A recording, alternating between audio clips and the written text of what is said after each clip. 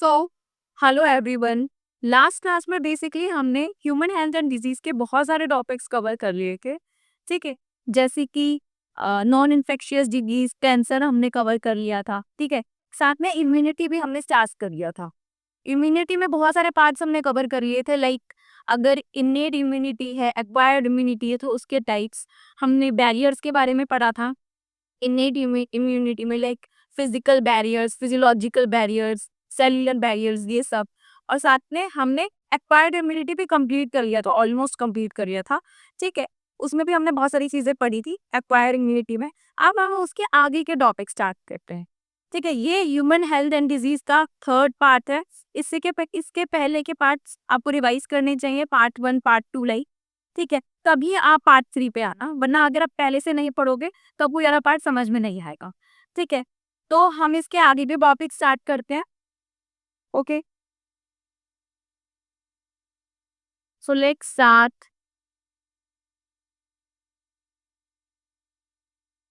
बहुत सारे टॉपिक्स हम ऑलरेडी कवर कर चुके हैं ह्यूमन हेल्थ एंड डिजीज के। अब हमें आगे ही टॉपिक्स कवर करने हैं। ठीक है, ओके। क्लास में आपको ये पढ़ा रही थी, लास्ट टाइम आपको ये पढ़ा रही थी कि ग्राफ्ट रिजेक्शन के लिए कौन सा टाइप का इम्यून रिस्पॉन्स जो होता है वो रिस्पॉन्सिबल होता है। तो सेल मेडिएटेड इम्यून रिस्पॉन्स होता है, सॉरी, जो कि ग्राफ्ट रिजेक्शन के लिए होता है। ठीक है, लाइक अगर किसी पेशेंट की सर्जरी हुई है, उसका ट्रांसप्लांटेशन हुआ है, ठीक है, तो उस केस में क्या है कि ग्राफ्ट रिजेक्शन हो जाता है। कभी कभी बॉडी एक्सेप्ट नहीं करती ऑर्गन को या फिर ग्राफ्ट को, कंप्लीट ऑर्गन को भी वो रिजेक्ट कर देती है, साथ के साथ ग्राफ्ट को भी रिजेक्ट कर सकती है। किसी की बाईपास सर्जरी हुई है हमारे को, ठीक है, तो वो रिजेक्ट कर देती है। तो उसके लिए कौन से टाइप का इम्यून रिस्पॉन्स जो होता है वो रिस्पॉन्सिबल होता है, तो वो होता है सेल मेडिएटेड इम्यून रिस्पॉन्स। और हम ऑलरेडी पढ़ चुके हैं what is cell mediated immune response. अब आगे के टॉपिक स्टार्ट करने हैं। Let's start. हाँ जी, को यहाँ से था। अगर बात करें base on the nature of antibodies, कौन सी टाइप की एंटीबॉडीज कहाँ पे यूज हो रही है। एंटीबॉडीज लाइक कैसी है कि हमें एंटीबॉडीज रेडीमेड बॉडी में इंजेक्ट हो रही है या फिर बॉडी खुद से एंटीबॉडीज बना रही है। ठीक है, तो उस केस में यही बता रहा है कि एंटीबॉडीज का नेचर क्या है, बॉडी खुद सेल्फ बना रही है या फिर हम रेडीमेड एंटीबॉडीज को इंजेक्ट कर रहे हैं। तो उसके बेसिस पे दो टाइप की इम्यूनिटी होती है। There are two types of immunity. अगर बात करें, पहली होती है एक्टिव इम्यूनिटी, या एक्वायर इम्यूनिटी का ही पार्ट है। पेस्ट जो पर्सन है बेसिकली वो क्या कर रहा है, अपने पूरे लाइफ स्पैन में एक्वायर कर रहा है इस टाइप की इम्यूनिटी को। ठीक है, तो बात करते हैं active immunity. What is active immunity. Active immunity में क्या होता है कि बेसिकली ऐसा होता है कि अगर कोई भी पर्सन है, उसको बेसिकली किसी डिजीज से इनकाउंटर होगा भाई, ठीक है, अटैक होगा उस पर पैथोजन का, तब वो जाके क्या करेगा, वहाँ पे इम्यूनिटी प्रोवाइड करेगा, इम्यूनिटी परफॉर्म करेगा, इम्यून रिस्पॉन्स वहाँ पे शो होता है केस में। तो that is active immunity. When a host is expose to antigens, antigen भी कौन सा होता है, कोरियन एंटीजन। ठीक है, जो एंटीजन जिससे पर्टिकुलर होस्ट का क्या हो रहा है, इनकाउंटर हो रहा है, वो एंटीजन है, फॉरेन एंटीजन है। किसका एंटीजन है, वो पैथोजन का। पहले होस्ट का पैथोजन से इनकाउंटर होगा, अटैक करेगा पैथोजन उसके ऊपर, फिर एक्टिव इम्यूनिटी वहां पे अराई देती है, विच में be in the form of living, living हो सकता है, डेड हो सकता है। ठीक है, फाइटोज होते हैं, और अदर प्रोटीन्स, और भी प्रोटीनेशियस फॉर्म में हो सकते हैं। ठीक है, आर प्रोड्यूस इन द ब्लूस्ट, ये परफॉर्म होता है। ठीक है, अगर बेसिकली कोई भी पैथोजन से अटैक होगा तो होस्ट जो है कोशिश करता है कि एंटीबॉडीज जो है वो बना दे। ठीक है, this side of immunity is called active immunity. तो जो ये बना रहा है खुद से, जहाँ पे कि पहले पैथोजन का अटैक हो रहा है, फिर होस्ट जो पर्सन है वो खुद से अपनी इम्यून रिस्पॉन्स शो कर रहा है और साथ में एंटीबॉडीज फॉर्म हो रही है उसमें, उसको हम क्या कहते हैं, एक्टिव इम्यूनिटी। ठीक है, फॉर एग्जाम्पल ये बात करें तो कौन सा antibody produced then any microbe या फिर microorganism enters the body. ये सबसे इंपॉर्टेंट लाइन है कि एक्टिव इम्यूनिटी की कंडीशन क्या है, कि जब पर्टिकुलर कोई एंटीजन, कोई फॉरेन एंटीजन जो है वो बॉडी में एंटर कर रहा है, तभी तो वो बॉडी बना ही रही है antibodies. Any micro organism enters the body, जब वो बॉडी में एंटर कर। एग्जाम्पल क्या है, पोलियो वैक्सीनेशन। अब वैक्सीनेशन हम डिटेल पे पढ़ेंगे कि वैक्सीनेशन होती क्या है। वैक्सीनेशन में क्या क्या क्या किया जाता है, बेसिकली होता क्या है कि एटीन्यूएटेड कुछ एंटीजन्स होते हैं, कुछ पैथोजेंस होते हैं जो कि एक तरह से डेड होते हैं, उन्हें उनकी जो क्षमता होती है, पर्टिकुलर कोई डिजीज कॉजिंग जो उनकी एबिलिटी होती है, उसको पहले बीट किया जाता है, फिर उसको इंजेक्ट किया जाता है कि बॉडी एक बार उससे एक्सपोजर ले ली, पर्टिकुलर पैथोजन से एक बार एनकाउंटर कर ले कि बाद में वो पर्टिकुलर एंटीबॉडी तो बना, ठीक है, तो बाद में वो एंटीबॉडी बना सकती है। तो वैक्सीनेशन में ऐसे किया जाता है। वैक्सीनेशन डिटेल में पढ़े के होता क्या है, वैक्सीनेशन वाला टॉपिक भी इम्पोर्टेंट है, लेकिन एक्सिक इम्यूनिटी में ऐसा होता है ना कि जो बॉडी है वो एंटीबॉडीज खुद से बना दिया, उसको हम कोई रेडीमेड प्रोडक्ट बाहर से नहीं ला के दे रहा, कोई इंजेक्शन नहीं लगा रही, ठीक है। तो एक्टिव इम्यूनिटी में ये है। नेक्स्ट आता है पैसिव इम्यूनिटी के बारे में। What is passive immunity? Passive से टर्म से क्या समझते हैं, एक होता है एक्टिव, कोई काम एक्टिव कि बेसिकली इस काम को हम एक्टिवली कर रहे हैं, खुद से परफॉर्म करे। पैसिवली परफॉर्म कर रहे, किसी की हेल्प से परफॉर्म कर रहे हैं, ठीक है, कोई हमको हेल्प कर रहा है उसकी, पैसिवली उस पर्टिकुलर काम को हम परफॉर्म कर। खुद से परफॉर्म नहीं करना, बॉडी खुद से आप पे एंटीबॉडी नहीं बनाती, बॉडी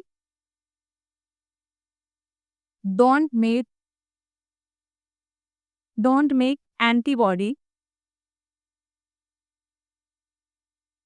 ऑन इट्स ओन, खुद से नहीं बनाएंगी, खुद से यहाँ पे बॉडी में वो एंटीबॉडी नहीं बनाता है, ठीक है। यहाँ पे क्या होगा, हमें रेडीमेड एंटीबॉडीज दे, तो होता क्या है, then readymade antibodies are directly given. अगर मान लो किसी को पर्टिकुलर कोई डिजीज हो गया, तो पैसिव जो इम्यूनिटी होती है वो पर्टिकुलर रेडीमेड एंटीबॉडीज से दी जाती है उसको, ताकि एटलीस्ट पर्सन उस पर्टिकुलर डिजीज से फाइट कर, बच जाए, सर्वाइव कर जाए बाद में, ठीक है। Give it to protect the body against foreign antigens, foreign agent से बचाने के लिए उसको पैसिव एंटीबॉडीज दी जाती है। This type of immunity is called passive immunity, इसलिए को पैसिव इम्यूनिटी बोल रहे हैं। किसी भी पर्सन को हम ये पैसिवली प्रोवाइड कर रहे हैं, वो खुद से कुछ भी नहीं कर रहा है, आखिर खुद से एंटीबॉडीज नहीं बना रहा।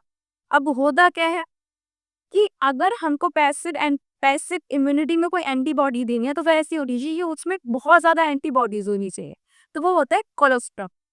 तो लैक्टेटिंग मदर्स में फर्स्ट टाइम जो मिल्क प्रोड्यूस होता है that is called colostrum. Yellowish colour का फ्लूइड होगा, कोलेस्ट्रम जिसको बोलते हैं, नेम आता है इसका, इसका नेम काफी इंपॉर्टेंट है। व्हाट इज कोलेस्ट्रम, ये काफी इंपॉर्टेंट पॉइंट है, पूछ सकते हैं इसको, व्हाट इज कोलेस्ट्रम 1 मार्क में, ठीक है। Secreted by mother, mother use करेगी, लैक्टेटिंग मदर्स प्रोड्यूस करती है इसको during the initial days of lactation. Lactation में सबसे पहला जो मिल्क प्रोड्यूस होता है दैट इज कॉल्ड कोलेस्ट्रम, और वो काफी ज्यादा जो होता है न्यूट्रिशियस होता है, उसमें बहुत ज्यादा एंटीबॉडीज हाई अमाउंट में प्रेजेंट होगी, ठीक है। हैज अबंडेंट एंटीबॉडीज, बहुत सारी एंटीबॉडीज प्रेजेंट होती है उसमें। आईजीए एंटीबॉडीज के बारे में पढ़ेगी, क्या जो एंटीबॉडीज हम ऐसे लिखा जाता है, आईजीए, आईजीएम, ठीक है, आईजीई, ये सारी चीजें टू प्रोटेक्ट द इन्फेंट। अगर अगर ये जो पर्टिकुलर इन्फेंट है वो स्टार्टिंग के डेज में ये पर्टिकुलर मिल्क नहीं ले रहा, तो चांसेस होता है कि उसकी बॉडी में न्यूट्रिएंट की कमी हो जाए, ठीक है, उतना न्यूट्रिशियस न्यूट्रिएंट्स उसको ना मिले, ठीक है। तो ये काफी ज्यादा ना उसके न्यूट्रिशियस साबित होता है, और बेसिकली होता क्या है, बहुत ज्यादा उसको एंटीबॉडी उससे मिल जाती है। और कौन से ये पूछते हैं कि जो स्टार्टिंग में मिल्क प्रोड्यूस हो रहा है लैक्टेटिंग मदर्स में, उसको क्या कहते हैं, कोलेस्ट्रम कहते हैं। साथ में उसमें कौन से टाइप की एंटीबॉडीज प्रेजेंट होती है, वो सब हमें बनाना होता है। तो इससे बॉर्डेड होगा कोलेस्ट्रम अगर दिक्कत है, ठीक है। तो कोलेस्ट्रम में क्या करना है, आपको लिखना है कि आईजी ए प्रेजेंट होता है। अगर आईजी की बात करें, what is IG in the case of antibodies, antibodies हम आईजी क्यों लिख रहे हैं, आईजी का मतलब क्या, इम्यूनोग्लोब्युलिन्स। हमने पढ़ा था कि एंटीबॉडीज का जो नेचर होता है वो क्या होता है, प्रोटीनेशियस होता है। इम्यूनोग्लोब्युलिन्स, ये इम्यूनोग्लोब्युलिन्स होते हैं, और बेसिकली ये क्या होते हैं, ये नेचर से प्रोटीन होते हैं। जितने भी बेसिकली एंटीबॉडी, इसलिए तो बोलते हैं कि प्रोटीन हमें ज्यादा खाना चाहिए, इंटेक लेना चाहिए, हाईली प्रोटीनेशियस फूड का इंटेक करना चाहिए। क्यों? क्योंकि बेसिकली हो क्या है कि उससे प्रोटीन ज्यादा मिलता है, तो बेसिकली एंटीबॉडीज ज्यादा मिलती हैं। एंटीबॉडीज का नेचर क्या होता है, they are proteinaceous in nature, ठीक है, प्रोटीनेशियस होता है काफी। ये सारा अच्छे से लर्न करके रखना है। एंटीबॉडीज के बारे में डिफरेंस पूछता है, एग्जाम में आता है differentiate between active immunity and passive immunity. तो वो कैसे हमें पूरा लिखना है वो सारा हम देख लेंगे पहले। अभी इतना सब बचा गया, what is active immunity and what is passive immunity. ठीक है, आगे चलते हैं। बाकी दे रखा है एक्टिव इम्यूनिटी और पैसिव इम्यूनिटी का थोड़ा सा डिफरेंस दे रखा है ये दो, कि what is the difference between the both. ठीक है, क्या डिफरेंस है? अगर डिफरेंस पूछ रही है एग्जाम में कि what is the difference between active immunity and passive immunity, तो एक्टिव इम्यूनिटी में क्या होता है, इट हैज नो और few side effects. Side effects इसके ज्यादा नहीं होते एक्टिव इम्यूनिटी में, क्योंकि हम कुछ इंजेक्ट थोड़ी कर रहे हैं बॉडी में, है ना। बॉडी बॉडी को डिजीज से अटैक हुआ, बैकोजन से अटैक हुआ, बॉडी को डिजीज हुआ, तो बॉडी के सब रिएक्ट किया, ज्यादा उस पर्टिकुलर एंटीबॉडी जो प्रोड्यूस हो रही है फाइट करने के लिए पर्टिकुलर डिजीज से, उसके बॉडी पे कुछ खास साइड इफेक्ट नहीं है। बॉडी को तो फायदा हो रहा है होता कि एंटीबॉडीज प्रोड्यूस हो गया, तो चलो उससे फाइट करिए। ठीक है, it has low and long lasting response. Intensity काफी कम होती है, क्योंकि बॉडी खुद से प्रोड्यूस कर रही है, खुद से काम करना है, वो भी पहली बार नहीं। तो बेसिकली होगा क्या कि जब पहली बार अटैक होगा बायोटिक का, तो उन्हें पड़ा था कि प्राइमरी रिस्पॉन्स हो गए।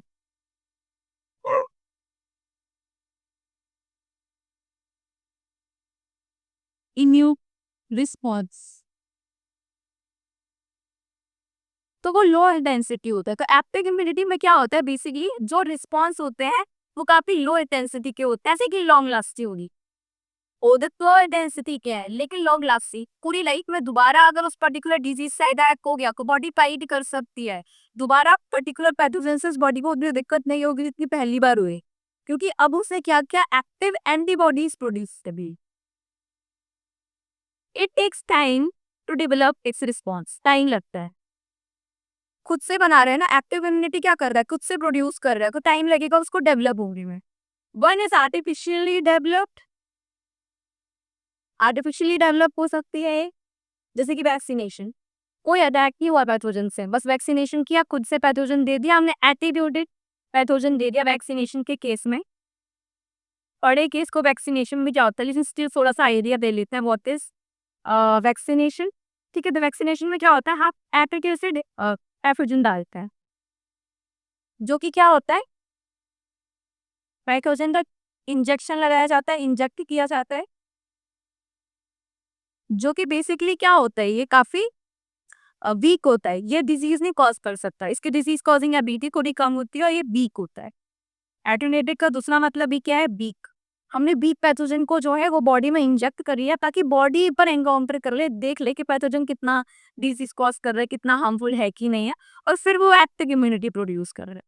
ठीक है, and other is naturally developed. Natural developed खुद से बना रहे हैं, नेचुरली डेवलप करें, कि डायरेक्टली कोई हमने वैक्सीनेशन नहीं लगाया, खुद से कोई पैथोजन का इनकाउंटर नहीं कराया। हमने क्या किया, बेसिकली बॉडी को सामने से ही कोई अटैक हो गया, लाइक उसको पेस्टन सामने से आ गया है, और क्या है, अब उसको डिजीज हो गया इन्फेक्शन के टाइम पे, जो इन्फेक्शन निकले। तो नेचुरल इन्फेक्शन के टाइम पे क्या होगा, एंटीबॉडीज नेचुरली बनी, ये नेचुरली इन्फेक्शन के टाइम पे होता है। Naturally antibodies are produced. तो ये कुछ डिफरेंस हैं जो कि हम लिख सकते हैं कि what is the difference between active and passive immunity. तो एक्टिव के कुछ पॉइंट्स क्लियर हो रहे कि साइड इफेक्ट्स कम होते हैं, साथ में लो इंटेंसिटी होगी लेकिन लॉन्ग लास्टिंग है, ज्यादा टाइम तक चलेगी, पूरी लाइफ भर में उसको डिजीज फिर नहीं होने वाली। डेवलप इट्स रिस्पॉन्स टाइम कम लगता है उसको, सॉरी टाइम ज्यादा लगता है इसकी। और आर्टिफिशियली डेवलप्ड कौन सी आ गई, वैक्सीनेशन। और नेचुरली डेवलपमेंट वाली में कौन सी आ गई, जब उसको नेचुरल इन्फेक्शन हो रहा है, सामने से भी पैथोजन से उसको अटैक हो। ठीक है, फिर आती है पैसिव इम्यूनिटी। पैसिव इम्यूनिटी में हम बेसिकली क्या कर रहे थे कि उसको एंटीबॉडीज हम पैसिवली प्रोवाइड कर, ये रिएक्शन करेगा। देखा है ना, कोई बेसिकली एंटीजन का रिएक्शन जब लगाया तो एंटीबॉडी एंटी एंटी सकता एक रिएक्शन होता है।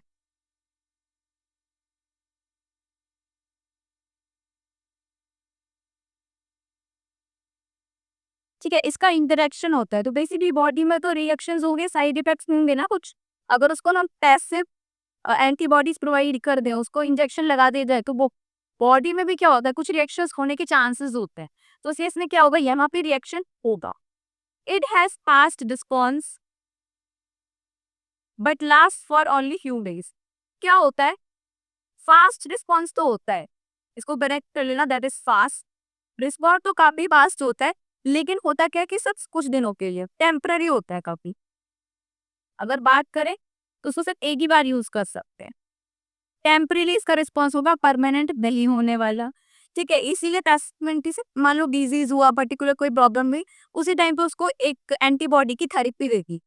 ठीक है, वो सिर्फ उसी टाइम एक मोमेंटरी टाइम के लिए है, टेम्पररी है काफी, परमानेंट तो वो नहीं लेने में, लॉन्ग लास्टिंग नहीं होती, शॉर्ट टर्म यूज के लिए होती है। और शॉर्ट टर्म यूज है ना, ये इसी का पॉइंट है, ऐड कर लेना इसको। ठीक है, तो वही ये बता रहा है एंटीबॉडीज इन कोलेस्ट्रम।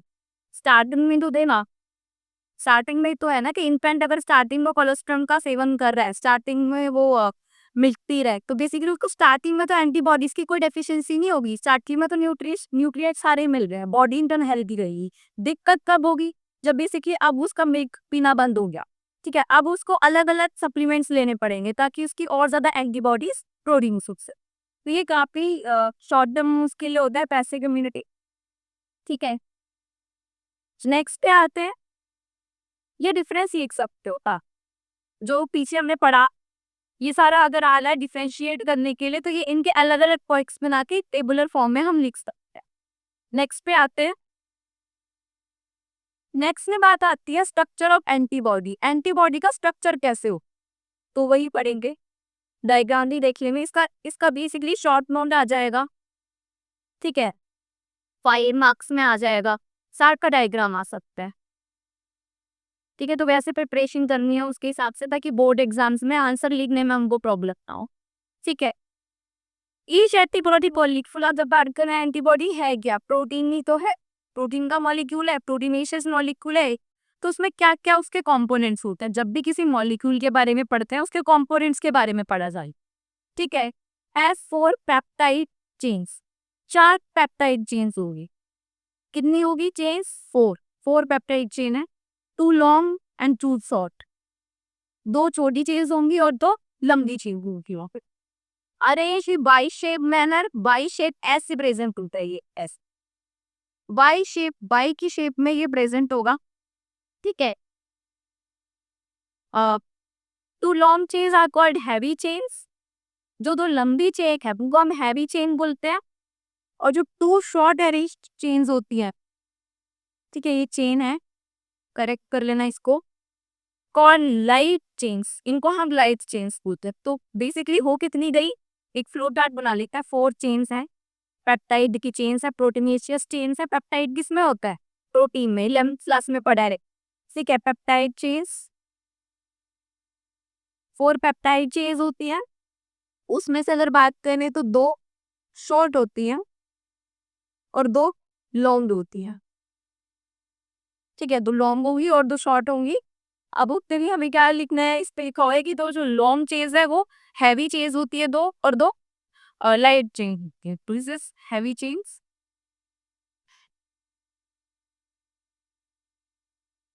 और जो 2 होंगी वो क्या होंगी, लाइट चेन्स होती।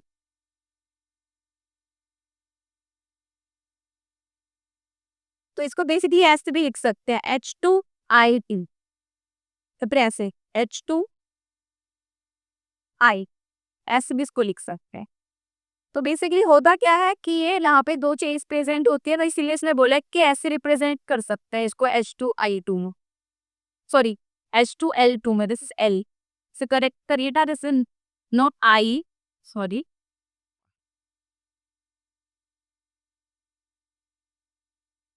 This is not I, this is L, H2L2 या फिर H2L। ठीक है, ऐसे लिख लेना इसको, ऐसे रिप्रेजेंटेशन हो जाती है एंटीबॉडी। तो हमें बताना है इसके स्ट्रक्चर में कौन सी चेन्स प्रेजेंट है, पेप्टाइड, ऐसे याद रख लेंगे कि एंटीबॉडी का जो कंपोजिशन है वही प्रोटीन। ठीक है, antibodies are also called as immunoglobulins, antibodies को हम क्या होते हैं, इम्यूनोग्लोबुलिन्स, IG। बताया था, इसकी फुल फॉर्म पूछ सकता है व्हाट इज आईजी। तो इम्यूनोग्लोबुलिन्स, और ये बेसिकली होते क्या है, ये एक पर्टिकुलर टाइप के प्रोटीन्स होते हैं। क्या होते हैं ये? प्रोटीन्स होते हैं। ठीक है, तो वही ये बता रहा है different types of antibodies are produce in our body. हमारी बॉडी में अलग अलग एंटीबॉडी बनती हैं, जैसे कि IgA, IgM, IgE, ITG, IgB. ये नेम्स याद रखना है कौन कौन से टाइप के हैं, पूछ लेते हैं। अगर शॉर्ट नोट आ गया एंटीबॉडी के स्ट्रक्चर में तो ये पूरी कहानी इतनी है, 5 मार्क्स तो मिल जाएंगे इसमें। ठीक है, तो वही ये बता रहा है आईजीए, आईजीएम, ये सारा एंटीबॉडी की नेम्स वगैरह। ठीक है, नेक्स्ट पे आते हैं।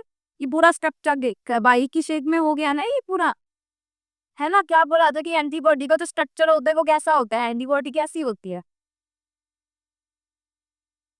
एंटीबॉडी का स्ट्रक्चर क्या बोला, बाई शेप होता है। ठीक है, साथ में क्या होगी, 4 पेप्टाइड चेन्स हैं, उनमें से 2 लाइट चेन है और 2 हैवी चेन्स। बताया था ना क्या होता है, H2L2 होता है। ठीक है, अब बता रहा है कि वाई की शेप में है, सार में एंटीजन बाइंड होगा। ये पूरी एंटीबॉडी है, एंटीबॉडी को किसके साथ इंटरेक्शन करना है, एंटीजन के साथ। तो यहाँ पे एंटीजन बाइंडिंग साइट लगी होती है, यहाँ पे एंटीजन मान लो इस फॉर्म का है, तो वो आता है बाहर से। ठीक है, ताकि वो एंटीबॉडी के साथ इंटरेक्शन कर सके, तब जाके इम्यून रिस्पॉन्स प्रोवाइड होता है। ठीक है, एंटीजन बाइंडिंग साइट्स बनी हुई है यहाँ पे। ठीक है, और साथ में लाइट चेन्स प्रेजेंट है, these are the light chains, these are the heavy chains. दिख भी रहा है, जो हैवी चेन है वो साइज में भी तो बड़ी है लाइट चेन से, तभी तो वो हैवी होगी ना, साइज में बड़ी होगी क्यों। ठीक है, फिर बात आती है कि ये जो चेन्स है इनके बीच में बॉन्ड्स कौन से प्रेजेंट होते हैं। ये क्वेश्चन बहुत इंपॉर्टेंट है। डाई सल्फाइड बॉन्ड्स, 2 सल्फर दिख रहे हैं ना, तो ये कौन से बॉन्ड्स हैं, disulphide bonds. Disulphide bonds ये यहाँ पे प्रेजेंट होगा। ठीक है, अब आते हैं नेक्स्ट पे। ये डायग्राम पूरा लर्न कर लेना है एंटीबॉडी मॉलिक्यूल का। अब एंटीबॉडी का स्ट्रक्चर एग्जाम में आ जाए तो पूरा शॉर्ट्स नोट लिख देना, एंटीबॉडी क्या होता है, कितने टाइप्स की होती है, इम्यूनोग्लोबुलिन्स क्या होते हैं, और साथ में पूरा का पूरा डायग्राम, ये इंपॉर्टेंट है। What is this. आप बताते हैं, पहले ही बता चुकी हूँ कि वैक्सीनेशन करवाई जाती है ताकि इम्यून रिस्पॉन्स प्रोवाइड हो सके, इम्यून रिस्पॉन्स वहाँ पे फिर अराइज हो सके, उसके लिए वैक्सीनेशन करवाई जाती है। तो 2 चीज हो गई, एक वैक्सीनेशन, एक इम्यूनाइजेशन। तो अगर बात करें वैक्सीनेशन की, vaccination is the process of introduction of vaccine into the body. Vaccine लगाई जाती हैं, कोविड की वैक्सीन है, कोविशील्ड है, कोवैक्सीन थी। ठीक है, into the body to produce antibodies. Antibodies बनाने का कार्य करने के लिए इनको इंजेक्ट किया जाता है अगेंस्ट द एंटीजन्स। एंटीजन के साथ रिएक्ट करेंगी, या तो उसके अगेंस्ट में होंगी या फिर उसके पक्ष में होंगी। तो बेसिकली क्या होना कि कुछ ना कुछ इम्यून रिस्पॉन्स वहां पे अराइज होता है। ठीक है, to neutralise the effect of पैकेजेस। पैथोजेंस का इफेक्ट को न्यूट्रलाइज करवाने के लिए किया जाता है ड्यूरिंग एक्चुअली इन्फेक्शन। जब एक्चुअल में इन्फेक्शन हुआ है तभी यूज होती है। ठीक है, तो वही है कि आगे क्या होता है कि एक बार अगर वैक्सीनेशन में हमने पर्टिकुलर पैथोजन का इंजेक्शन लगा दिए, ठीक है, तो बॉडी हैबिचुअल हो जाती है उस चीज की, बॉडी पर हैबिट पड़ जाती है, और बॉडी को बेसिकली क्या होता है कि बाद में अगर इनकाउंटर हुआ उस पर्टिकुलर पैथोजन का तो वो उससे फाइट कर सकती है। वैक्सीन आर डेड, ये बहुत इंपॉर्टेंट लाइन है कि वैक्सीन में हम एक्चुअली वैक्सीन का कॉन्स्टिट्यूशन क्या है, उसमें होता क्या है, इंजेक्शन में है क्या वहाँ पे। वैक्सीन आर द डेड और weekend pathogens into the body. ठीक है, जो वीक और डेड पैथोजेंस है वो बॉडी में हम क्या कर रहे हैं, इंट्रोड्यूस करवा रहे हैं, एक्सपोजर दे रहे हैं बॉडी का। ठीक है, द डेड और weakened pathogen leads to the production of antibodies. वही बना रहे हैं, एंटीबॉडीज बना रहे हैं बहुत सारी। ठीक है, विच न्यूट्रलाइजेस द पैथोजेनिक एजेंट। बाकी पैथोजन एजेंट्स को क्या करेगा, वो न्यूट्रलाइज कर देगा, किल कर देगा ड्यूरिंग एक्चुअल इन्फेक्शन। तो जो पर्टिकुलर पर्सन है वो उस डिजीज से बच जाएगा। ठीक है, विद दी सेम पैथोजन, वही ये बता रहे हैं। नेक्स्ट पे आता है, अब इंपॉर्टेंट लाइन है कि व्हाट इज इम्यूनाइजेशन। इम्यूनाइजेशन क्या होता है, वैक्सीनेशन समझ आ गया आपकी, वीकेंड और एडिलेटेड बेसिकली डेड, जो डेड पैथोजेंस है उनको हम इंजेक्ट कर रहे हैं। अब बात आती है व्हाट इज इम्यूनाइजेशन। इम्यूनाइजेशन क्या होता है, is a process where perform antibodies, ऐसी एंटीबॉडीज जिनको जो कि परफॉर्म है, क्लिनिकल ट्रायल्स के हो चुके हैं, बॉडी में प्रोड्यूस हुई, हमने उसको एक्सट्रैक्ट किया, अब वो एंटीबॉडीज हम क्या कर रहे हैं, एंटीबॉडी की थेरेपी दे रहे हैं। Again is a toxin, toxin क्या अगेंस्ट वर्क करवाना है और introduce into the body, body में दी जाती है। ठीक है, इम्यूनाइजेशन में क्या है, performed antibodies, there is a lot of difference between antibodies, produce antibodies, active antibodies और एंटी परफॉर्म्ड एंटीबॉडीज, फर्क है उनके बीच में क्या। ठीक है, तो वही बता रहे हैं, परफॉर्म्ड यूज की हुई यूज करवा रहे हैं ताकि आप वेट नहीं करना पड़ता, पैसिव एक प्रोसेस हो गई है। एंटीबॉडी का इंजेक्शन है स्नेक वेनम के केस में, मान लो किसी को स्नेक बाइट कर लिया, स्नेक बाइट के केस में बता रहे हैं, जब स्नेक ने काट लिया, मान लो स्नेक बाइट के केस में होता है, उसको बेसिकली क्या कर रहे हैं आप, स्नेक वेनम के केस में एंटीडोट दिया जाता है ताकि एटलीस्ट उसकी जान बच जाए। एंटीडोट दिया जाता है टू से द पर्सन, है ना, उसकी जिंदगी भी तो बचानी है ना। दूसरी केस में क्या कर रहे हैं हम, इसको यहाँ पे एक परफॉर्म एंटीबॉडी का थेरेपी दी जा रही, तो ये इंपॉर्टेंट है यहाँ पे। तो 2 टॉपिक्स कवर हो गए, वैक्सीनेशन, इम्यूनाइजेशन। ठीक है, नेक्स्ट पे आते हैं, ये भी है यूजिंग रिकॉम्बिनेंट डीएनए टेक्नोलॉजी, ये हम बायोटेक में पढ़ी गए। What is recombinant DNA technology, antigenic polypeptides of pathogen, जो कि एंटीजन होते हैं बैक्टीरिया यीस्ट में, तो उससे वैक्सीन बनती है। हम बात करें बायोटेक की, तो बायोटेक काफी एक वास्ट टॉपिक है और बायोटेक्नोलॉजी के बहुत सारे एप्लीकेशन है। अगर बात करें थोड़ा बायोटेक्नोलॉजी के बारे में डिस्कस कर लेते हैं, बायोटेक जो होता है काफी वास्ट है, अ लॉट ऑफ एप्लीकेशंस हैं वहाँ पे। ठीक है, बहुत सारी एप्लीकेशंस हैं और बेसिकली उसी में से एक कौन सी है कि ये वैक्सीन बनाने के काम आ रही है, बायोटेक्नोलॉजी इन मेकिंग और द प्रोडक्शन ऑफ वैक्सीन। ठीक है, तो वैक्सीन बनाने के काम आती है, ये यूज हो गई ना वहाँ पे, तो कोई ये बता दे। एंटीजेनिक पॉलीपेप्टाइड्स, तो बेसिकली वैक्सीन बन जाती है रिकॉम्बिनेंट डीएनए टेक्नोलॉजी से। अच्छा टॉपिक है, इंपॉर्टेंट टॉपिक है, रिकॉम्बिनेंट आरटीएनए टेक्नोलॉजी बोलते हैं, ऐसे बोलते हैं रिकॉम्बिनेंट डीएनए टेक्नोलॉजी टेक्नोलॉजी ये काफी इंपॉर्टेंट है और इससे हम बना क्या रहे हैं, वैक्सीन। अलग अलग डिजीज की होती है, हेपेटाइटिस बी वैक्सीन, इसको बी करिए ना, capital B, hepatitis B vaccine होती है, देन प्रोड्यूस्ड फ्रॉम ईस्ट। तो इसमें होता ये क्या है कि बायोटेक्नोलॉजी में हम ऑर्गेनिज्म यूज करते हैं, फिर उससे हम पर्टिकुलर डीएनए को मॉडिफाई करके फिर हम वैक्सीन बना रहे। तो वही यहाँ पे बता रहा है कि ईस्ट के ड्रोन ने क्या बना लिया, हेपेटाइटिस बी की वैक्सीन बना ली। प्रोसेस कौन सी यूज करी, recombinant DNA technology, recombinant DNA technology. तो ये काफी इंपॉर्टेंट टॉपिक है। तो ये समझ आ गया क्रेसीली हुआ क्या कि हमने वैक्सीनेशन के बारे में पढ़ा, इम्यूनाइजेशन के बारे में पढ़ा, और इम्यूनाइजेशन में हो क्या रहा है, एक तो एंटीडोट दे दिया स्नेक वेनम के केस में, दूसरा हमने क्या किया, रिकॉम्बिनेंट डीएनए टेक्नोलॉजी से वैक्सीन बनाई। कौन सी वैक्सीन बनाई हमने, हेपेटाइटिस बी की वैक्सीन बना। तो ये इंपॉर्टेंट, ओके। सो बेसिकली हमको समझ आ गया what is vaccination and what is immunisation.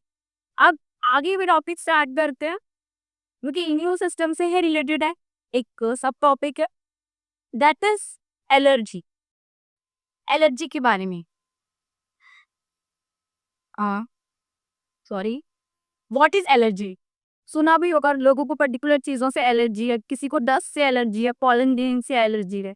ठीक है, तो एलर्जी, व्हाट इज एलर्जी, अगर एलर्जी की बात करें तो एक ना रिस्पॉन्स है, द एक्सैगरेटेड रिस्पॉन्स, मतलब कि कुछ एक्स्ट्रा, बहुत ज्यादा, नॉर्मल से ज्यादा होते हैं, exaggerated response of the immune system to certain antigen. मान लो कोई डस्ट का एंटीजन आया, ठीक है, मान लो पॉलन ग्रेन कुछ आया, तो वो इतना तो मतलब पर्टिकुलर कोई प्रॉब्लम नहीं होती, लेकिन होता क्या कि एलर्जी में पर्टिकुलर पॉलन ग्रेन से डस्ट है, उसको छींकें आना स्टार्ट हो जाती है, नाक बहना स्टार्ट हो जाती है, ठीक है, वाटरी आइज हो जाती है। ठीक है, तो ये सारी चीजें होती है। तो सर्टेन एंटीजन्स, एंटीजन्स क्या हो सकते हैं इसमें पड़े के, डस्ट, पॉलन ग्रेन, कुछ भी हो सकता है ना।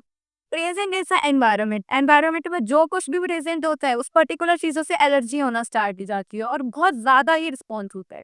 इम्यून सिस्टम कभी कभी ओवर एक्टिव हो जाता है, ठीक है, नॉर्मल वर्क से ज्यादा वर्क करने लग जाता है, तो तब ये एलर्जी के चांसेस होता है। और एलर्जी, और एलर्जी कोई ऐसी मेडिकल कंडीशन तो नहीं है, कोई क्योर भी नहीं कर सकते उसको, लेकिन एक चीज होती है उसके सिम्टम्स को थोड़ा रिलीव कर दिया जाता है, ठीक है। इसमें क्या करते हैं, इम्यूनोसप्रेसेंट्स दे सकते हैं। फिर क्या ट्रीटमेंट है इसका वो भी हम पढ़ेंगे यहाँ पे, ठीक है। The substances to which immune response is produced are called allergens. ऐसे सब्सटेंसेस जिससे एलर्जी हो रही है, एलर्जी क्यों हो रही है, क्योंकि इम्यून सिस्टम जो है वो ओवर एक्टिवली बिहेव कर रहा है। इम्यून सिस्टम जो होता है वो क्या होता है, ओवर एक्टिव हो जाता है एलर्जी के केस में, ओवर एक्टिव। तभी क्या होता है, बहुत ज्यादा रिस्पॉन्स हो जाता है ना। इतना तो पर्टिकुलर प्रॉब्लम नहीं होती, कोई बॉयलर क्लीन है उससे क्या ही प्रॉब्लम होनी चाहिए, लेकिन चीखना तो इतना ज्यादा चालू हो जाता है एलर्जी में, ठीक है। तो वो इसीलिए होता है क्योंकि इम्यून सिस्टम जो होता है वो over active, hyper action show करने लगता है, हाइपर एक्टिव हो जाता है, ठीक है। तो उस केस में इम्यूनोसप्रेसेंट्स दे सकते हैं मेडिसिन के रूप में, क्योंकि इम्यूनोसप्रेसेंट्स क्या कर रहे थे हमने पढ़ा, इम्यूनोसप्रेसेंट्स बेसिकली इम्यून सिस्टम की एक्शन की जो एबिलिटी है उसको कम कर देते, उसको सप्रेस कर, ठीक है। तो ये एलर्जेंस होते हैं जिनसे एलर्जी हो रही है, और इम्यून सिस्टम जो कि रिस्पॉन्स कॉज कर रहा है पर्टिकुलर एलर्जेंस की तरफ, इनके लिखा। नेक्स्ट पे आता है common examples of allergens. Allergens क्या है, ये वाले एलर्जेंस तो ये हैं, यहीं पे लिख लेना इसको। एलर्जेंस आर माइट्स, माइट्स हो सकते हैं, डस्ट, पॉलन्स हो सकते हैं, एनिमल डेंजर हो सकता है, ठीक है। तो ये तरीके से क्या है, एलर्जेंस की तरह कॉस्ट, एलर्जेंस की तरह बिहेव करे। तो बेसिकली क्या हुआ कि अगर ये एनवायरनमेंट में गलती से हमने इनहेल करी, हमारे कांटेक्ट में भी आ गई, तो हम चीखना चालू, एलर्जी हो सकती है, ठीक है। Allergy is due to the release of chemicals. अब बेसिकली होता क्या है, एलर्जी क्यों, हमारी बॉडी में ना कनेक्टिव टिश्यू पड़ा होगा, उसमें पर्टिकुलर सेल्स प्रेजेंट है, मैक्रोफेजेस, ठीक है। हमने पढ़े हैं T cells, helper T cells, ये सब पढ़ा है। तो एक होते हैं मास्ट सेल्स। जब भी बॉडी में ये एलर्जी वाली कंडीशन होती है तो मास्ट सेल्स जो होते हैं वो क्या रिलीज करना चालू कर देते हैं, हिस्टामिन को, हिस्टामिन को रिलीज करना चालू कर देते हैं जो मास्ट सेल्स होते हैं। तो उसी की वजह से एलर्जी जो होती है वो और ज्यादा एक्सैगरेटेड फॉर्म पे चली जाती है, ठीक है। एलर्जी उसकी वजह से होती है, और जब एलर्जी होगी तो कुछ केमिकल्स रिलीज होते हैं बॉडी में, कौन करम को, मास्ट सेल्स, ठीक है। यही बताना है, लाइक हिस्टामिन, सेरोटोनिन, ठीक है, फ्रॉम द मास्ट सेल। वही बता रहे हैं मास्ट सेल क्या प्रोड्यूस कर रही है, एनिकस लाइक हिस्टामिन, सेरोटोनिन। सेरोटोनिन अंदर होगा, रिलीज को बेसिकली क्या होगा, ओवर एक्टिविटी होती है, ओवर एक्टिविटी के लिए रिस्पॉन्सिबल हो जाता है, ठीक है। और हिस्टामिन तो वो इंफ्लेमेशन का एक साइन, तो histamine. The antibodies produce to their are of Ig, नहीं।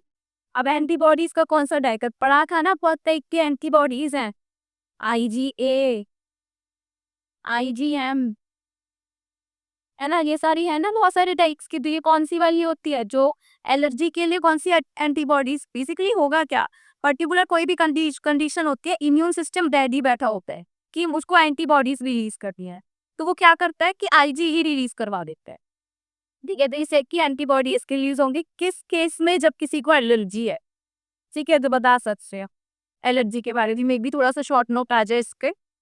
नेक्स्ट चीज होती है कि ये सबको ही पता है, what are the symptoms of allergy. अगर किसी को एलर्जी हो रही है, नॉर्मल सबको किसी ना किसी चीज से एलर्जी हुई है, ठीक है। तो इसमें बेसिकली क्या होता है, अगर बात कर रहे हैं एलर्जी के बारे में, तो एलर्जी में एक आता है ये normal hay fever, sorry X E होता है सर, हे फीवर। साइंटिफिक ये होता है इसका राइनाइटिस। तो इसके लिए ड्रग्स दी जाती है, anti rhinitis drugs, particular drugs दी जाती है किसके लिए, ठीक है। तो मैं ये बता रहा है कि कौन कौन सी ड्रग्स इसमें दी जाती है, ओके। तो अगर बात करें सिम्टम्स की, तो क्या सिम्टम्स है एलर्जी की, तो एलर्जिक रिएक्शन में स्नीजिंग, छींकना, सबसे पहले जब एलर्जी होती है तो पहला सिम्टम यही होता है कि छींकना चालू हो जाता है, वो वाटरी आइज, आंखों से पानी बहना स्टार्ट हो जाता है, रनी नोज, नाक कहना स्टार्ट जाती है, सांस लेने में दिक्कत होती है। अगर बात करें कि बाकी सारे सिम्टम्स तो फिर भी ओवरकम कर ले, लेकिन एलर्जी में डिफिकल्टी इन ब्रीदिंग का साइंटिफिक नेम क्या होता है? डिस्निया। डिस्निया, ठीक है। तो बेसिकली होता क्या है कि डिफिकल्टी इन ब्रीदिंग होती है, इसीलिए ज्यादा पेशेंट्स जाते हैं हॉस्पिटल्स में डॉक्टर के पास कि एलर्जी हुई, ठीक है। लेकिन पेटल क्यों है, दिक्कत क्यों हो रही है इससे? क्योंकि इसमें आगे चलते क्या होता है ना, इस साथ को एक कंडीशन होती है एनाफाइलैक्टिक शॉक। अगर सीवियर केसेस की एलर्जी है तो इंसान को एनाफाइलैक्टिक शॉक में भी को जा सकता है, सीवियर केसेस के केस में। ये पता होना चाहिए, तभी तो हम एलर्जी की स्टडी कर रहे हैं, ठीक है। तो यही बता रहा है ये डिटेल में पर्टिकुलर चीजें।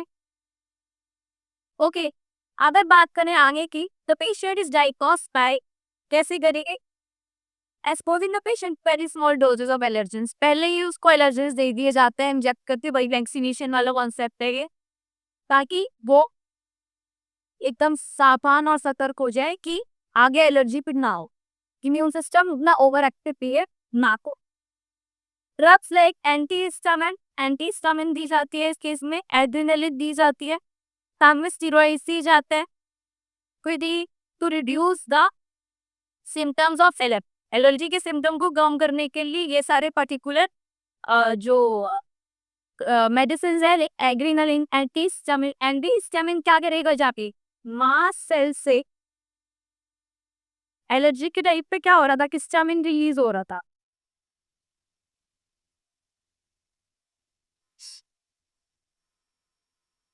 ठीक है। तो बेसिकली ये क्या करेगा, मास सेल से जो हिस्टामिन रिलीज हो रहा था, हिस्टामिन उस पर वर्क करी थी और वो उसको रिलीज नहीं की, ना हिस्टामिन रिलीज होगा, है ना, और ना कि एलर्जी प्रोटीन। तो ये कुछ पर्टिकुलर मेडिकेशन से करती है एलर्जी के, ठीक है। ओके, तो बेसिकली हम एलर्जी कंप्लीट कर चुके हैं, व्हाट इज एलर्जी, ठीक है। तो एलर्जी समझ आ गया हमको क्या एलर्जी के सिम्टम्स क्या थे, साथ में कौन सी मेडिकेशन हमको एलर्जी के टाइम पे देनी चाहिए, ठीक है, ताकि एलर्जी के सिम्टम्स को थोड़ा सा मिनिमाइज कर सके, किसी को उतनी प्रॉब्लम ना हो उस टाइम। अब बात आता है एक इम्यून सिस्टम से रिलेटेड टॉपिक है, दैट इज ऑटो इम्यूनिटी। इसमें क्या होता है, बॉडी के इम्यून सिस्टम की जो सेल्स है वो अबनॉर्मल बिहेव करना चालू कर देते हैं और क्या करते हैं, खुद ही के इम्यून सिस्टम को अटैक करने लग जाता है। ये होता है auto immunity type. Auto immune disease is a condition, यहाँ से लिखिए ना, auto immune disease is a condition in which your immune system mistakenly attacks your body, खुद ही की बॉडी को अटैक करना चालू कर देगा, ठीक है। नेक्स्ट क्या आता है, ड्यू टू जेनेटिक, बेबी हम ऑटो इम्यून डिजीज होते क्यों है, जेनेटिक हो सकता है, या तो साथ में अदर अननोन रीजंस, और भी कुछ रीजंस है जो कि इसने अभी तक हमने डिटरमाइन नहीं कर पाए हैं जिनको, वो भी रीजंस हो सकते हैं ऑटो इम्यून डिजीज के। तो बॉडी अटैक सही, बॉडी खुद को ही अटैक करना चालू करती है, which results in damage to the body. अगर अटैक करे क्यों, डैमेज खुद का होगा ना बॉडी का। अगर ऑटो इम्यून सिस्टम जो है, सॉरी इम्यून सिस्टम जो है वो बेसिकली खुद ही को अटैक करना चालू कर दे, खुद ही की बॉडी को अफेक्ट होना चालू हो जाता है, उस केस में बॉडी डैमेज होने की है और सेवरल काइंड ऑफ डिजीज यहाँ पे हो सकती है, and called auto immune diseases. जो डैमेज हो रहा है यहाँ पे ऑटो इम्यून कंडीशन में, जो इम्यून सिस्टम खुद को ही डैमेज कर रहा है, उसमें डिजीजेस होती है बहुत सारी, ठीक है। और ये भी एक एलर्जी के जैसा ही चीज है, लाइक जैसे एलर्जी में ओवर एक्टिव बिहेव कर रहा है, हाइपर एक्टिविटी शो कर रहा है, ऐसे यहाँ पे थोड़ी अबनॉर्मल एक्टिविटी शो कर रहा है ऑटो इम्यून के लिए, जो कि क्या क्रॉस करता है, डैमेज तो। The immune system normally guards against germs, immune system बचाने की कोशिश करता है किसके अगेंस्ट, जर्म्स के अगेंस्ट, लाइक बैक्टीरिया, वायरस, इनसे फाइट करेगा ना। When it senses these foreign invader, इनको सेंस कर देता है, it sends out an army cell to attack। बताया था ना, एंटीबॉडीज रिलीज करता है, प्ले सेल्स गिरता है, helper T cells, killer cells, macrophages release करता है, तो पूरी आर्मी बना के रिलीज है उस केस में, ठीक है। Normally the immune system can tell the difference between foreign cells and out cells. Normally condition क्या होती है कि पता होता है बॉडी को, इम्यून सिस्टम को, कि कौन सा अपना है और कौन सा परा है। बेसिकली अपने सेल्स कौन से हैं और बाहर के सेल्स, फॉरेन सेल्स, जो जिनसे हमें प्रॉब्लम है, ठीक है, जो कि डिजीज कॉज कर सकते हैं, ठीक है। बेसिकली उन सेल्स के बीच में डिफरेंशिएट बॉडी कर पाती है, इम्यून सिस्टम डिफरेंशिएट कर पाता है। लेकिन होता क्या है in an auto immune disease, जब ऑटो इम्यून डिजीज होती है तो immune system mistakes, immune system की यहाँ पे एक मिस्टेक हो जाती है, गलती हो जाती है कि वो यहाँ पे डिफरेंशिएट नहीं कर पाता कि कौन सा सेल अपना है और कौन सा फॉरेन है, अपने आप को ही गलत समझने लगते हैं। Part of your body like your joints, skin, उस पे दिक्कत मतलब अगर ऑटो इम्यून डिजीज है तो बेसिकली उसको जो पर्टिकुलर इन्फ्लामेशन होगा वो कहाँ पे होगा, जॉइंट्स पे हो सकता है, स्किन में हो सकता है। एज फॉर इट, खुद के जॉइंट्स को गलत समझने लग जाएगा, फॉर इट समझने लग जाएगा। रिलीज होता है प्रोटीन्स, वो कौन से प्रोटीन्स, अगर ऑटो इम्यून डिजीज है तो उसके इसमें कौन से टाइप के प्रोटीन्स, कौन से टाइप की एंटीबॉडीज ये क्वेश्चन आता है। ऑटो एंटीबॉडीज, खुद की एंटीबॉडीज है, आप खुद की बॉडी को ही डैमेज करें। दैट एक हेल्दी सेल्स को मारना चालू कर देती है। जो ऑटो एंटीबॉडीज हैं, they start killing, they start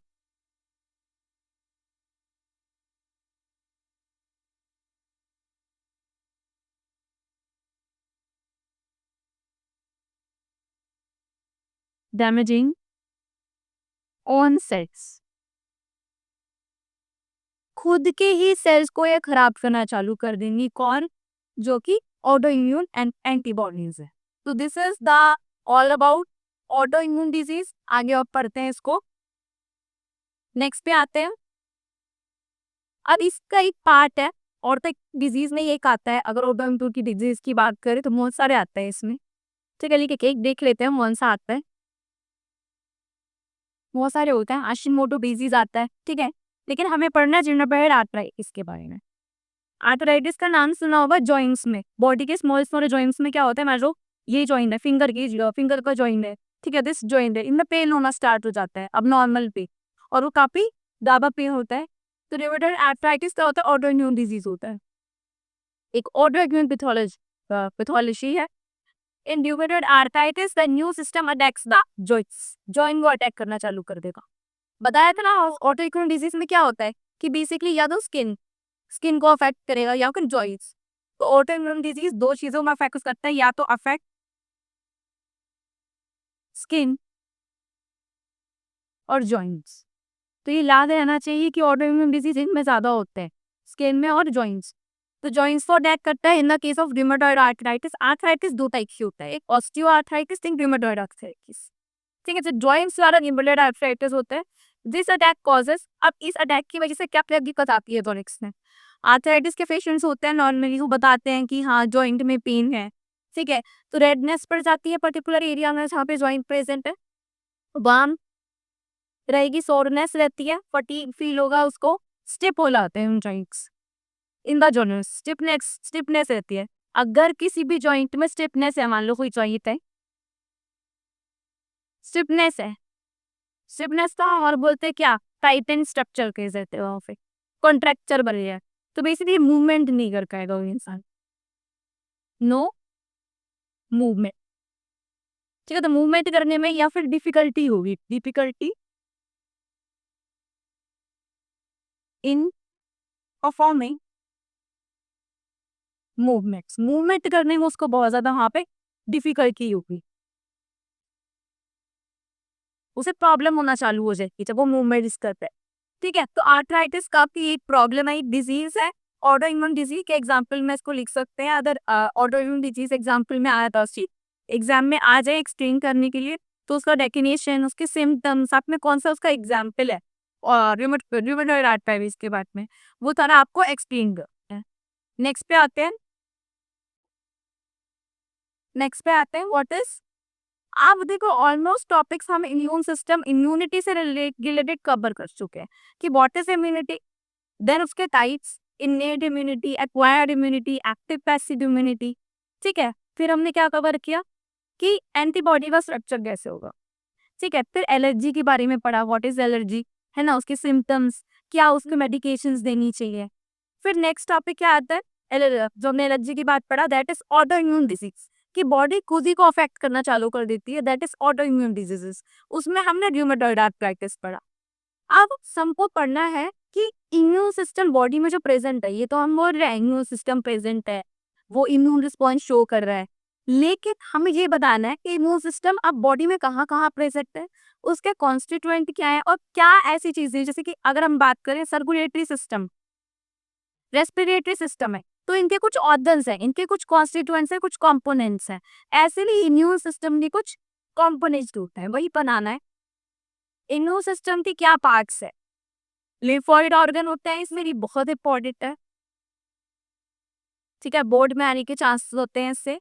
lymphoid organs होते हैं कुछ, देन लिम्फोइड टिश्यूज होते हैं, परत पद है ऑर्गन्स और टिश्यूज में, है ना। तो एक okay, lymphoid organ, lymphoid tissues. अगर बात करें लिम्फ के बारे में आप पढ़ चुके हैं। लिम्फ एक इम्यून रिस्पॉन्स को अराइज करने में हेल्प करता है, इम्यूनिटी में एक अच्छा खासा लोब होता है, प्रोवाइड्स इम्यूनिटी, या फिर इम्यून रिस्पॉन्स शो करता है। तो इसीलिए हम लिम्फ से रिलेटेड ही बात करेंगे सारी। ठीक है, तो बेसिकली लिम्फोइड ऑर्गन्स होते हैं जिसमें लिप होता है, लिम्फोइड टिश्यूज होंगे, then B cells, T cells, उनके बारे में पढ़ चुके हैं, देन एंटीबॉडीज होती है, ये दो तो हम ऑलमोस्ट कवर कर चुके हैं। ठीक है, what is B cells, what are T cells, ये ऑलमोस्ट हम कंप्लीट कर चुके हैं। तो ये चार हमने एक बार चार बनाने चाहिए अगर इम्यून सिस्टम की बात करें। इम्यून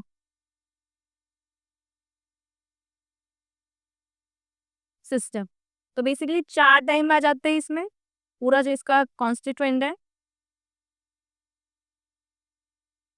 क्या क्या आएंगे, तो पहले लिम्फोइड ऑर्गन्स,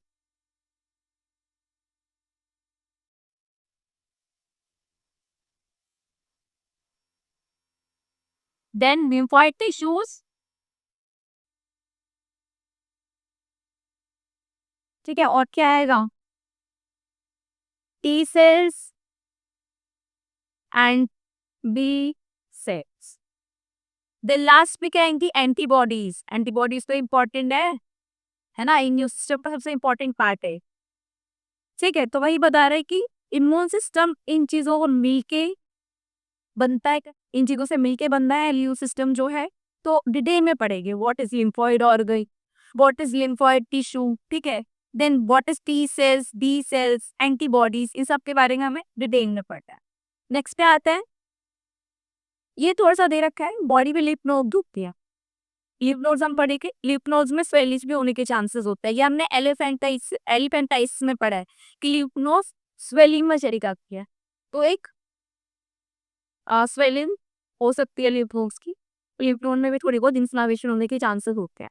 ठीक है, ये थोड़ा सा पता होना चाहिए कॉलेज में। लिम्फ नोड्स कहाँ है कि देखो, अगर लिम्फ नोड की लोकेशन दिख लो, पहले तो थाइमस है बॉडी में। थाइमस क्या होता है, एक ग्लैंड होता है, थाइमस एक ग्लैंड होता है, क्या होता है, ये एंडोपाइन ग्लैंड होता है, क्या काम करेगा वो तो पढ़ेंगे अभी। ठीक है, ग्लैंड थाइमस प्रेजेंट है mid like of the body में। ठीक है, साथ के साथ लिम्फ नोड्स और कहाँ प्रेजेंट है, शोल्डर वाली पार्ट में है, एक्सिला के पार्ट में है। ठीक है, एक्सिला के पार्ट में होते हैं लिम्फ नोड्स, साथ लेकर है ग्लूटियल पार्ट में प्रेजेंट है लिम्फ नोड्स, है ना। लिम्फेटिक वेसल्स है ना, ये जैसे कि बॉडी में क्या होती है, ब्लड वेसल्स होती हैं, जो कि सर्कुलेटरी सिस्टम बनाती है, बेसिकली क्या, आर्टरीज वेज, जैसे वो प्रेजेंट है, उसका पूरा हमने पढ़ा है कि क्या क्या सप्लाई करके। ऐसे ही लिम्फ को फ्लो करवाने के लिए बॉडी में लिम्फेटिक सिस्टम होता है, उसमें लिम्फेटिक वेसल्स, लिम्फ नोड्स, ये सब होती है। तो लिम्फेटिक वेसल्स प्रेजेंट है। लिम्फ नोड्स कहाँ कहाँ प्रेजेंट है, एक तो एक्सिला के लेवल पे, साथ में और कहाँ प्रेजेंट है, ग्लूट्स में। ठीक है, ग्लूटियल रीजन पता होना चाहिए, इसको थोड़ा सा डिटेल में पढ़ सकते हैं इसको कि कहाँ कहाँ प्रेजेंट है। ठीक है, अब नेक्स्ट पे आते हैं, ये थोड़ा लिम्फ नोड्स की लोकेशन के बारे में। नेक्स्ट पे आते हैं, व्हाट आर लिम्फोइड ऑर्गन्स। पहला पॉइंट है लिम्फोइड ऑर्गन क्या है। नाम से ही समझ आ रहा है ऐसे ऑर्गन्स होगी जो कि कैरी तरह के, लेकिन ऑर्गन की फॉर्म में है, वो टिश्यू नहीं है। ठीक है, तो क्या हमें ऑर्गन्स वेयर लिम्फोसाइट्स ओरिजिनेट, जहाँ पे लिम्फोसाइट्स ओरिजिनेटर से प्रोलिफरेट ग्रोथ कर रहे हैं पूरी और मैच्योर, मतलब कि पूरा उनका पूरा लाइफ स्पैन वहीं पे हो रहा है। मैं बेसिकली वो क्या कर रहा है, ओरिजिन भी वहीं पे ले रहे हैं, वहीं से ओरिजिन ले रहे हैं, साथ में प्रोलिफरेशन वहाँ पे शो कर रहा है। प्रोलिफरेशन का मतलब होता है सेल में कोई ना कोई साइटोप्लाज्म में चेंज आना, न्यूक्लियस में स्टेज उसकी ग्रोथ होना। फिर साथ में मैच्योरेशन, मैच्योर काम करने के लिए मैच्योर भी जो हो रहा है वो भी उस पर्टिकुलर ऑर्गन के अंदर हो गए। तो इनको हम क्या बोलते हैं, लिम्फोइड ऑर्गन्स। लिम्फोसाइट से तम आया है लिम्फोइड ऑर्गन्स। ठीक है, they can be categorised as, क्या क्या हो सकता है, पहला होता है primary lymphoid organ. Primary, what is what is primary? In primary lymphoid organs, immature lymphocytes differentiate to mature ones. Primary lymphoid organs में क्या हो रहा है, इमेच्योर लिम्फोसाइट्स हैं, उनका मैच्योरेशन हो रहा है, तो कह सकते हैं site of maturation of lymphocytes are known as primary lymphoid organs. तो बेसिकली हो क्या रहा है, इमेच्योर जो लिम्फोसाइट्स हैं वो क्या बना रहे हैं, मैच्योर, किसके केस में, प्राइमरी लिम्फोइड ऑर्गन के केस में। ठीक है, once into an antigen sensitive lymphocytes, ये जो पर्टिकुलर लिम्फोसाइट्स होते हैं ये एंटीजन सेंसिटिव होते हैं, एंटीजन के साथ रिएक्ट कर सकते हैं। And after maturation lymphocytes migrate to secondary. अब क्या है, मैचुरेशन तो यहाँ होती है प्राइमरी में, लेकिन जब आगे काम करना है तो वो काम करने के लिए वो कहाँ जाते हैं, सेकेंडरी। ठीक है, तो वही ये बता रहा है कि आगे माइग्रेट कहाँ कर जाएंगे, ये secondary lymphoid organ. These are two types. अगर बात करें प्राइमरी लिम्फोइड ऑर्गन की, तो यहाँ पे बेसिकली हम बोल सकते हैं कि यहाँ पे प्रोडक्शन हो रही है लिम्फोसाइट्स। ठीक है, प्राइमरी में प्रोडक्शन हो रही है और सेकेंडरी में जाके वो अपना वर्क करेगी। ठीक है, माइग्रेट कर जाएंगे वहाँ पे। तो दो टाइप के प्राइमरी लिम्फोइड ऑर्गन्स होते हैं, basically bone marrow then thymus. पता है थाइमस में जो बनेगे और टी सेल्स होते हैं, तो पढ़ते हैं कि बोन मैरो एक होता है, दूसरा थाइमस। ये प्राइमरी लिम्फोइड ऑर्गन के पार्ट है। आगे चलते हैं, बोन मैरो की बात करें तो ये दोनों किस में आ रहे हैं, प्राइमरी लिम्फोइड। लिख लेते हैं थोड़ा सा, primary lymphoid organ, sorry organ. तो बेसिकली यहाँ पर एक चीज क्या हो रही है, सबसे पहली चीज कि लिम्फोसाइट्स यहाँ पे क्या कर रहे हैं, लिम्फोसाइट्स मैच्योर है, यहाँ पे मैच्योरेशन हो रहा है लिम्फोसाइट्स का, इमेच्योर से मैच्योर में बनी। दूसरा ये कह रहा है कि दो नए ग्रुप है, जो प्राइमरी लिम्फोइड ऑर्गन्स है वो दो नए के होते हैं। एक तो हो गया बोन मैरो, सुना है बोन मैरो ही। देन दूसरा क्या होता है, दूसरा होगा थाइस, उसी के बेसिस पे इसके अंदर सेल्स हो, पढ़ेंगे इसको डिटेल में। तो बेसिकली होगा क्या, देख लो एक बार बोन मैरो के बारे में। इट इज सब main lymphoid organ where all the lymphocytes and all the body cells are produce. सारे बॉडी सेल बनेंगे, बोन मैरो का यही तो पेट है कि वहाँ पे आरबीसी डब्ल्यूबीसी सब बनता है। तो बोन मैरो में क्या है कि लिम्फोसाइट्स बनेंगे, साथ में ऑल सेल्स, सारे सेल्स भी नहीं बनते हैं बॉडी के, इसीलिए तो लिम्फोसाइट बने हैं। लिम्फोसाइट क्या है, डब्ल्यूबीसी के टाइप से तो है लिम्फोसाइट, है ना। तो वही ये बता भाई, तो वही कह रहा है, और टी लिम्फोसाइट इसी बात रहा है। ठीक है, सारे जो सेल्स हैं वो यहाँ पे बनते हैं। नेक्स्ट आता है थाइमस के बारे की। ठीक है, तो बोन मैरो समझ आ गया कि बॉडी के जितने भी सेल्स हैं और जितने भी लिम्फोसाइट्स हैं वो कहाँ में बन रहे हैं, बोन मैरो। अगर किसी के बोन मैरो में दिक्कत है तो उसकी इम्यूनिटी खुद ब खुद वीक हो जाएगी, क्योंकि क्या हुआ, कुछ पर्टिकुलर टाइप के सेल्स बनेंगे ही नहीं। ठीक है, it is lobe the organ, lobe की फॉर्म में होता है। लोब हमको पता है ना, एक लोब टाइप में ऐसी फॉर्म में होता है, दिस ऐसा हो गई, जैसे ये ग्लोब है, तो ये लो से होता है। ठीक है, लोकेटेड नियर द हार्ट। अब इसी लोकेटिंग बता रखे हार्ट के पास होता है, and beneath the breast bone, breast bone के पीछे, है ना। इसी पोजीशन अगर बताए बॉडी में तो ये कहाँ पे है, किसका डायग्राम दिखा, उसको एक बार देख लेते हैं। थाइमस के लोकेशन के बारे में। तो अगर थाइमस की बात करें कि ये हाँ या हाँ ये थाइमस है। और थाइमस कैसे प्रेजेंट है बॉडी में? बेसिकली ये नियर दी हार्ट, हार्ट के पास होता एंड किसके पीछे होगा? ब्रेस्ट बोन के पीछे, बीनीथ, ये पोस्टीरियर साइड में बोली गई। और posterior part of breast bone, breast bone के नीचे होगा कौन? थाइमस। तो ये थाइमस की लोकेशन बॉडी ने दे रखी है। तो यही बताना है हमको डायग्राम से। ये हमें पता चल गया कि थाइमस की लोकेशन क्या हो। आगे बढ़ते हैं। लोब स्ट्रक्चर होता है इसका, साइज से हमें समझ आ, बेसिकली इसकी लोकेशन हमको समझ आ गई। It is large at the time of birth.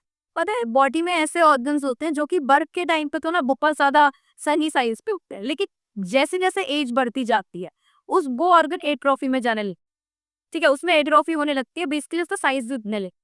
तो भाई ये बता रहा है कि बर्थ के टाइम पे तो अच्छा खासा साइज होता है, लेकिन but with the age size keep on reducing, size का कम होने लगता है, एट्रोफी में जाने लगते हैं। एट्रोफी का मतलब है ग्रोथ क्या है? कम हो गई, ठीक है, को वही बता रहा है, रिड्यूस होने लगता है एंड बिकम्स वेरी स्मॉल, छोटा हो जाता है ऐसे। बाय की प्यूबर्टी, अब प्यूबर्टी के टाइम पे होता है कि फुल ऑन इसकी ग्रोथ जो होती है वो स्टॉप हो जाती है and maturation of the lymphocytes takes place, maturation होने लगता है सिर्फ थाइनेस, ठीक है। तो मैच्योरेशन जो है 30 है तो वहां पे होने लगेगा और ग्रोथ अब इसकी रुक गई है। अब ये सिर्फ एक ही काम करेगा, क्या काम करेगा? बेसिकली सिर्फ मैच्योरेशन करवाएगा किसकी? टेलिकोसाइट्स की, तो कि ये बता रहा है थाइमस, ठीक है। तो ये हमें समझ आ गया what is bone marrow, what is thymus, thymus की पोजीशन, थाइमस की लोकेशन, उसका साइज का क्या स्टोरी है, ठीक है। साथ में ये काम क्या कर रहे हैं वो हमको पता होना चाहिए। तो दो टाइप के हो गए, primary lipoid organs are of two types, bone marrow and thymus. Next पे आते हैं, सेकेंडरी लिपोइड ऑर्गन्स पे आ जाते हैं।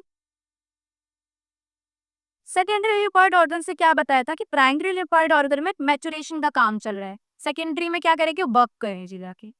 These organs provide the sites or interactions of lymphocytes. Lymphocytes के यहाँ पे जाके काम करने कुछ with the antigen, antigen के साथ वर्क करेंगे with then proliferate to become effector cells.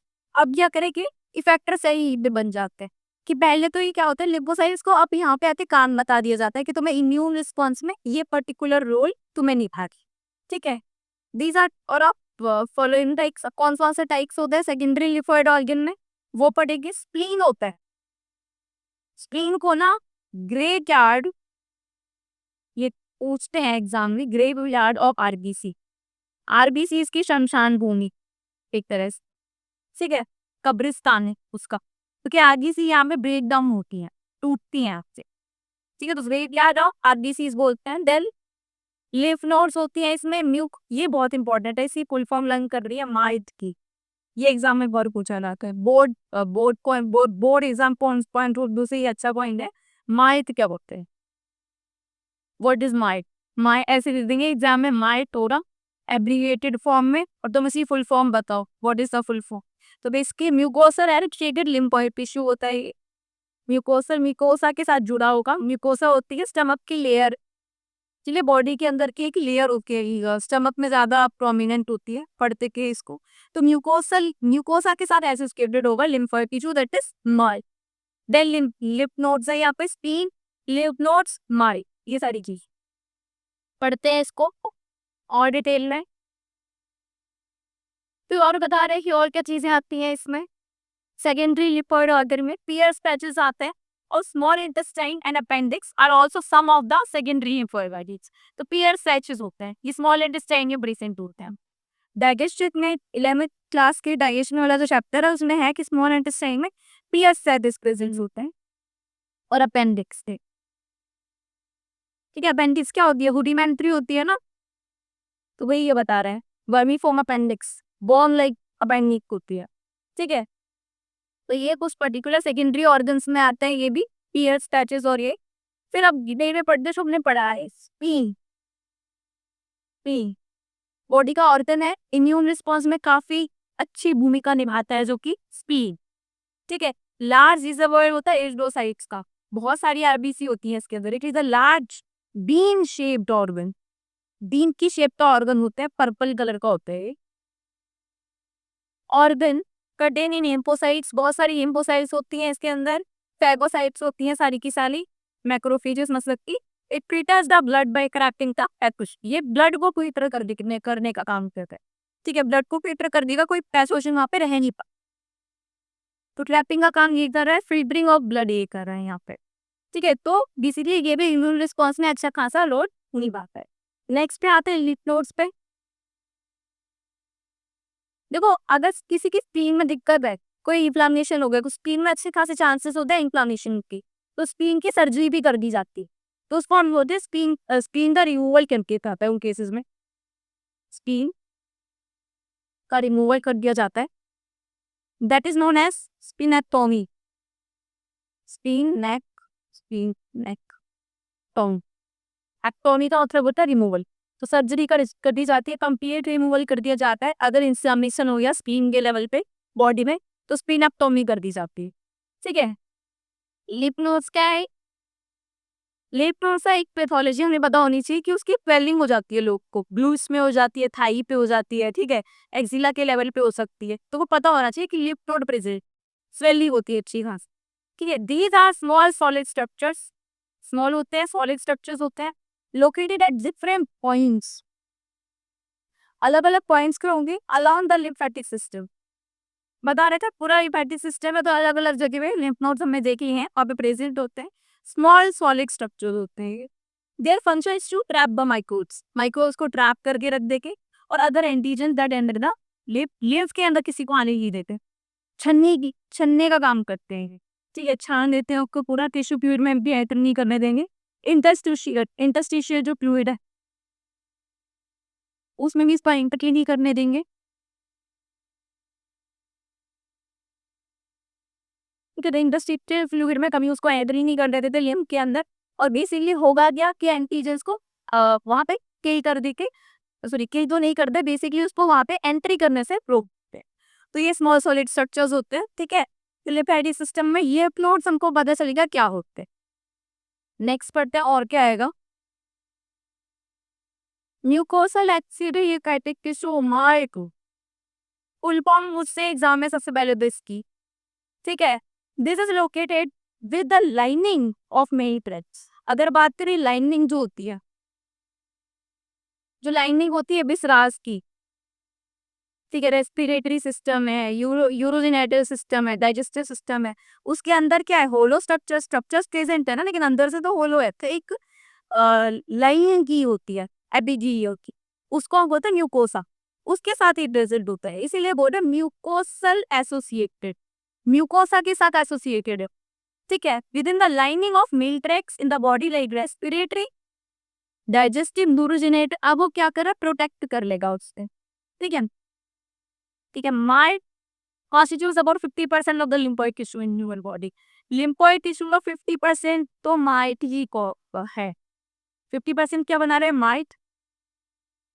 बाकी में क्या आ जाते हैं, बाकी में आ जाते हैं, बाकी जो 50% बचा उसमें क्या आ जाएंगे, बाकी के एंटीबॉडीज, एंटीबॉडीज आ जाएंगी। ठीक है, साथ में क्या आ जाएंगी और, ठीक है, तो यही चीजें जो बाकी के बच्चे हैं, लिम्फोइड ऑर्गन्स वो सारे प्रेजेंट है, लेकिन माइट जो है, माइट 50% कॉज कर रहा है, ये हमको पता होने चाहिए। ठीक है, तो माइट क्लियर हो गया, what is might, mucosal activated lymphoid tissue, lymphocyte से रिलेटेड है, ये लिम्फोइड हमारे लिम्फ यहाँ पे इंपॉर्टेंट है, और बेसिकली ये ब्लड में नहीं जाने देता कोई सा भी स्ट्रक्चर, और लाइनिंग में प्रेजेंट है, रेस्पिरेटरी ट्रैक्ट की, यूरोजेनेटरी ट्रैक्ट, डाइजेस्टिव ट्रैक्ट की, इसीलिए इसका नाम क्या है, म्यूकोसल एसोसिएटेड लिम्फोइड टिश्यू। ठीक है, तो ये कंप्लीट होता है यहाँ पे। ठीक है, तो हम बेसिकली इम्यूनिटी से रिलेटेड सारे टॉपिक्स कर चुके हैं। नेक्स्ट क्लास से हम स्टार्ट करेंगे एड्स। ठीक है, एड्स के बारे में, ड्रग और अल्कोहल अब्यूज जो भी है उसके बारे, तो आगे के टॉपिक्स नेक्स्ट क्लास में करेंगे। आज के लिए इतना ही, थैंक यू।